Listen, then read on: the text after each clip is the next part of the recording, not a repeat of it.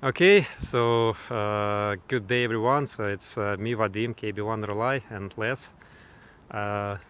What do you call sign, Les? What is your call sign? N1? NI1L. NYNL. So we went today to the forest to test basically a receiver we built it, and we're going to compare my receiver against another receiver in terms of sensitivity this time. So we're going to compare it and see how both receivers will perform and how far can we hear Fox soaring transmitter. So we set transmitter in the forest and we basically walking away and see how both receivers will do. So now I will turn to the Les. So I have two receivers. I've had these receivers for many years and it served me pretty well. And a new receiver that Vadim constructed not that long time ago. And I always thought that this receiver is pretty good, and actually it served me pretty well on many competitions. I won some medals on it.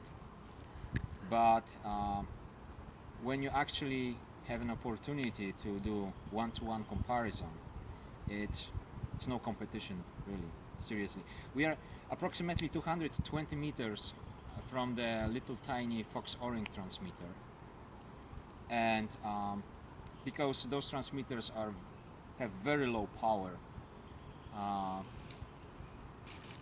they are not being heard really far away from in the really far distance from them. On this receiver, the signal is weak, but I can still copy it.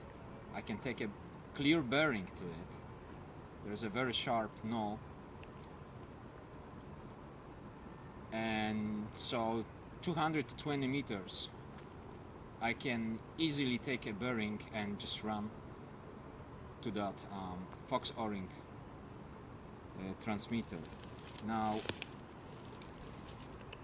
unfortunately on this receiver,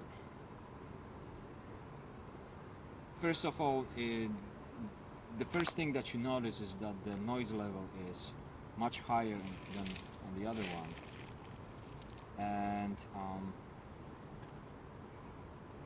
you just don't hear it. There's nothing that the noise basically, even if there is a faint signal, it masks it and you can't copy it.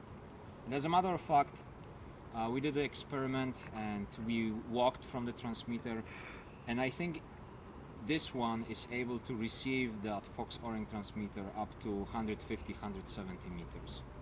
That was the best that I could do, at least with my ears. So, if I were to choose, I would definitely choose this one.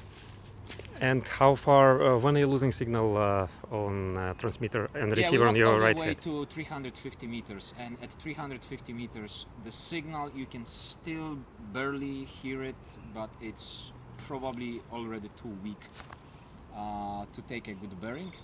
But up to 300 meters, there was no problem. I could take bearings. So basically, to summarize it, so receiver you're holding in your right hand, you can receive it from about 300 meters confidently, and you're losing the signal on receiver on your left hand from 150 meters.